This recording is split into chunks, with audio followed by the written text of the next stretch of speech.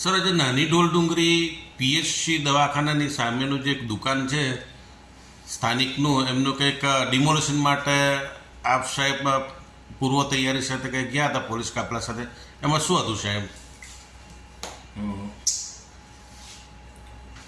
અત્રેના નાની ઢોલ ડુંગરી ખાતે આવેલ પીએચસીના બિલ્ડિંગનું બાંધકામ પૂર્ણ થયેલું છે અને ત્યાંના સરપંચ અને વડીલોની અમુક ગ્રામજનોની રજૂઆત હતી કે આ જગ્યાએ સરકારી જમીનમાં દુકાન કરી આનંદભાઈ પટેલ દ્વારા દબાણ કરવામાં આવેલ છે, જે અન્વયે કલમ 61 હેઠળની નોટિસ મામલતદારશ્રીને અત્રેથી આપવામાં આવેલ અને જાણ કરવામાં આવેલ કે આ સરકારી જગ્યા ખાલી કરો.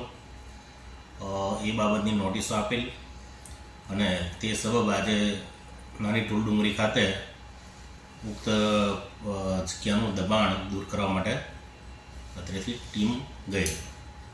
એ દરમિયાન આનંદભાઈ પટેલ એમના દ્વારા આ જમીન એમના વડવાઓની હતી અને એમણે આરોગ્ય કેન્દ્ર પૂરતી એ જ જમીન દાનમાં જે તે સમયે આપેલી એવી એમની રજૂઆત હતી અને એ માટે એમણે અત્રેની કચેરીમાં RTS કેસ 5 તારીખના રોજ અત્રે જમા કરેલ છે, એટલે જેનું અત્રેથી હિયરિંગ કરવામાં આવશે અને એ એમના દ્વારા જે પણ રજૂઆત કરવામાં આવે એને લક્ષમાં રાખી જે નિર્ણય લેવામાં આવશે અને ત્યારબાદ આ દબાણ અંગેની કાર્યવાહી કરવામાં આવશે.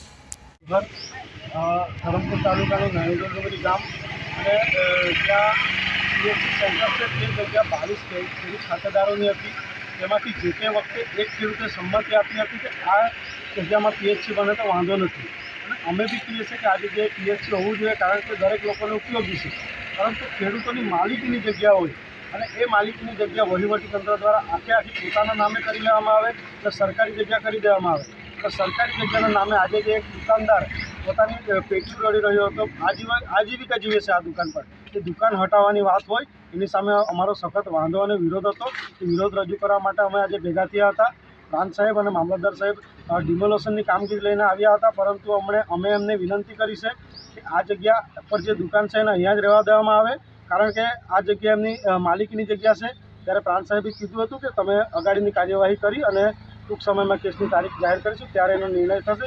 અને આજે समाचार वलसाड चैनल को सब्सक्राइब, लाइक और शेयर करें. धन्यवाद.